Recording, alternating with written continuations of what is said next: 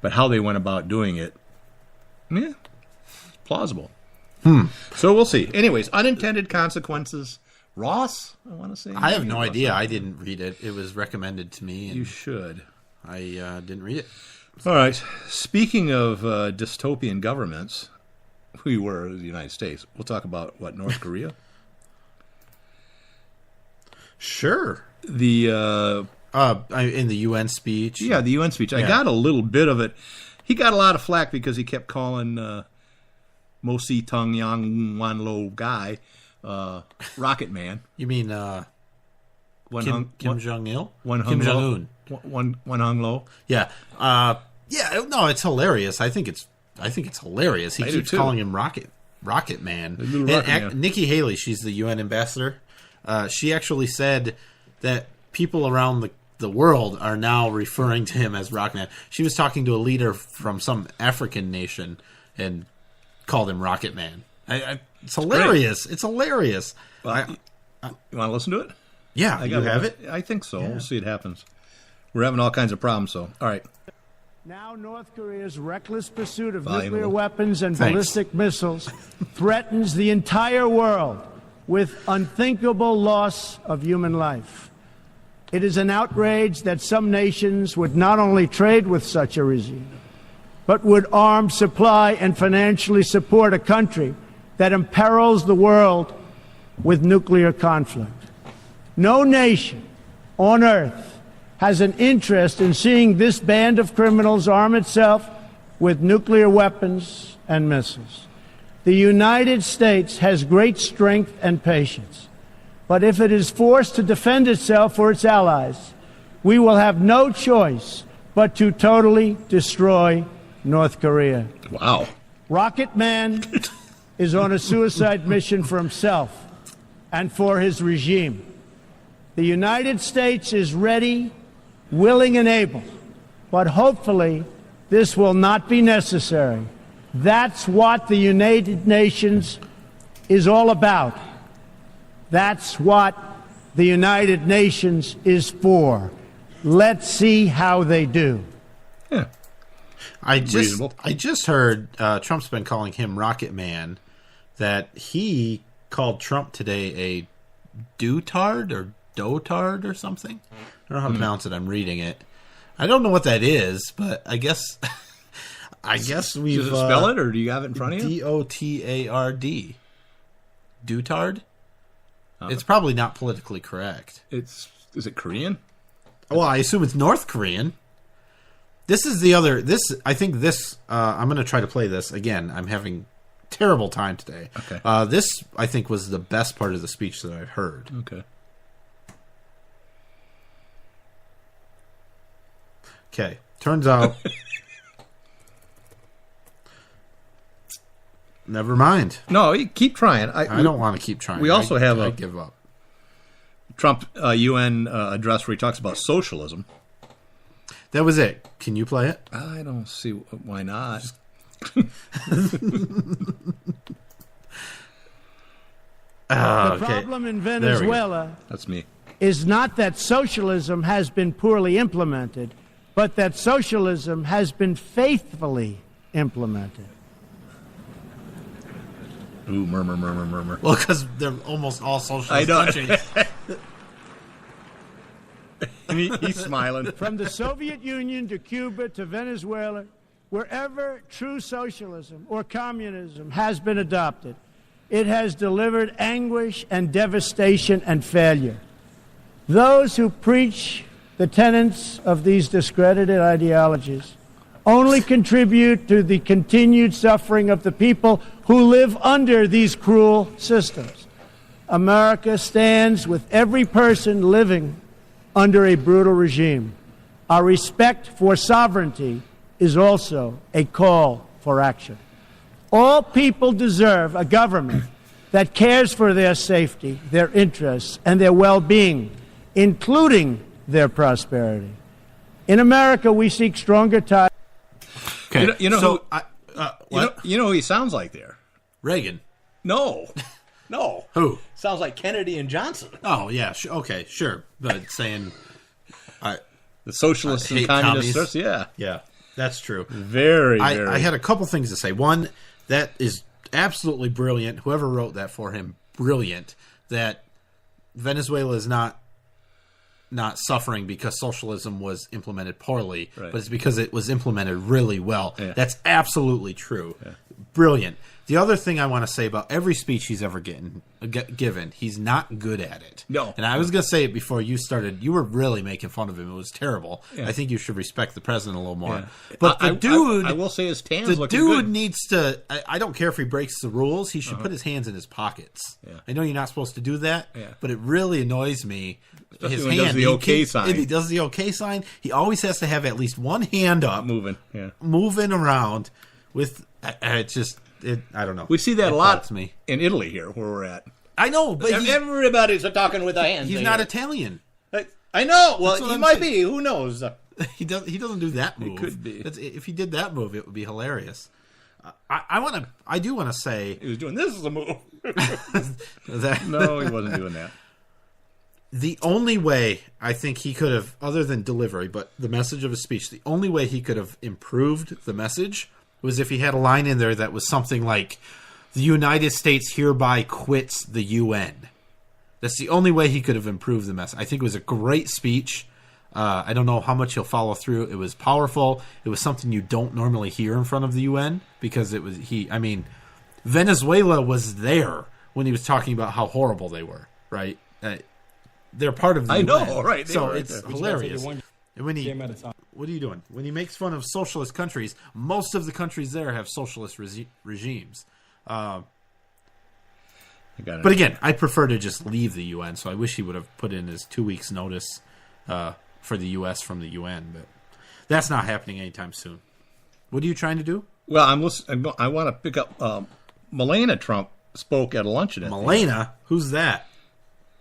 Melania? Whatever her name is. Melania. Melania. Well, how do you say it? Melina? Oh, jeez.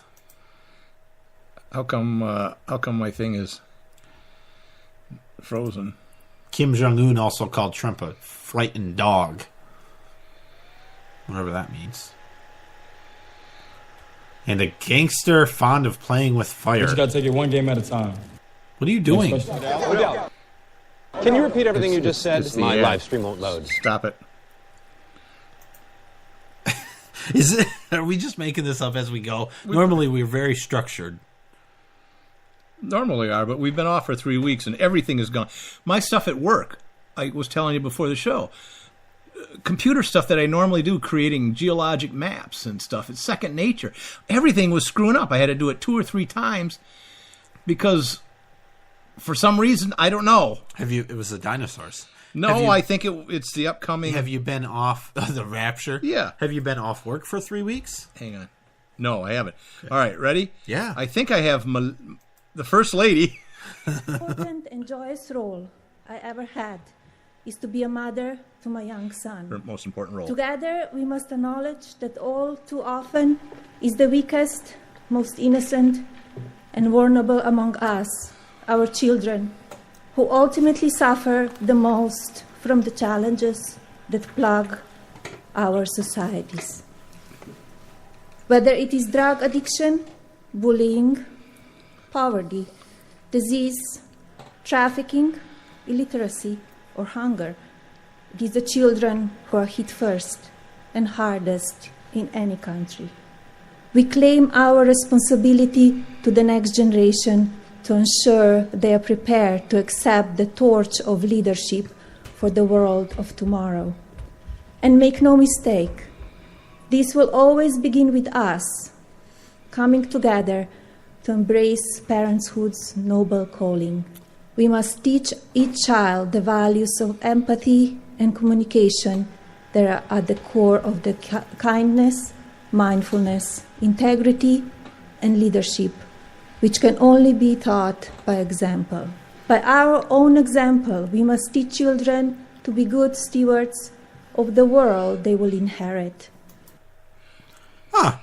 So I think just listening to her voice, even if you could see her, you just listen to what she's saying, it really proves that Trump is like racist, and he only cares about white Americans. I think if you just listen to her accent, you can just really tell that Trump. He's married to her, by the way. Yeah. He's just only for the white man. Well, she does have an accent. Did she come from like Baton Rouge or somewhere in the South? Somewhere in the South, she's yeah, Southern. something like that. Yeah, she speaks like 32 languages. English isn't one of her better ones. But... Well, I'll tell you what. She speaks English a lot better than I speak any other language. Yeah, absolutely. And she looks a lot better than I do. Well, who doesn't? Well, I don't. What? I don't know. Wait a minute. I honestly don't know what she said there. Bullying is bad. No, she was talking about. Her point was, the world's a big place, and we're talking about politics, but we can't forget the children. The children suffer. Yeah, and we should come together to protect children because they are our future. Type. I'm stuff. with her. The government. It can't be easy. The government shouldn't do that to get up in front of a crowd like that. No, and give a speech. I think she did fine. Yeah, I did too. Her outfit was a little bright. She wasn't very, very pink. I mean, we probably should criticize her outfit because that's important. What kind of shoes was she wearing? I think they were open-toed. She's so out of touch. Cretin. Let's take a break. Oh, please. All right. So we might be back after the break. I don't know. I doubt it. But we have to be back at least to answer this great trivia question. Oh, yeah. All right. You ready, Nate? I'm ready. All right. This is an easy one because everyone knows this one. What American city was once nicknamed Porkopolis?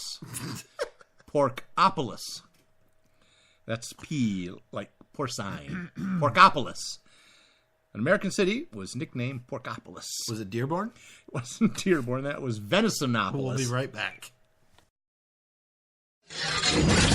Lock it in. And rip the knob off. Red State Talk Radio.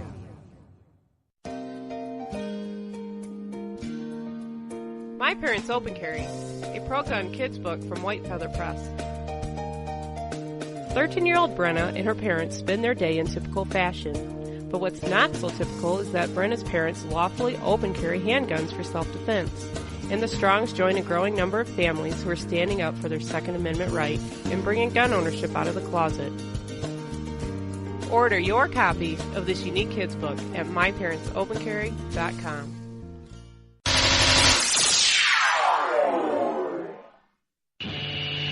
It's a bumpy ride through the political jungle with Nate and Brian.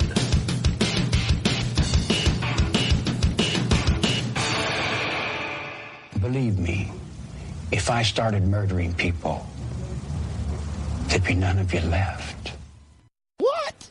If you're 85 or younger, would you like peace of mind and comfort for your family? We're Final Expense Direct with an urgent message for you. The average funeral today costs over $8,000, but the most you'll get from government benefits is $255. How will your family pay the difference? We can help. Our senior plans start as low as just $1 a day and pay up to $30,000 for a funeral and other final expenses. Peace of mind is easy. There's no medical exam. You'll have lifetime coverage, and your plan can't be canceled as long as you pay your premiums. Call now for free information about our senior plans. Answer a few simple questions and receive approval right on the phone. Plus, call right now and we'll give you a discount prescription card for free. Call 800-350-3211. That's 800-350-3211. Again, 800-350-3211.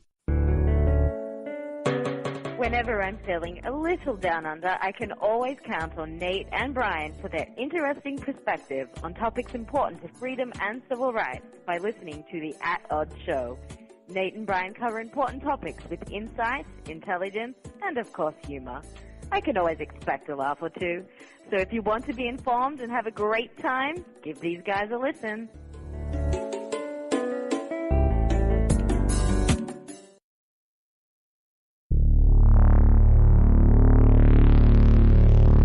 At Odds.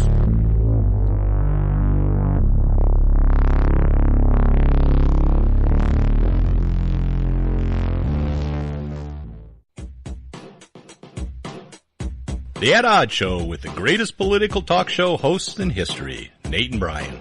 Nate and sad.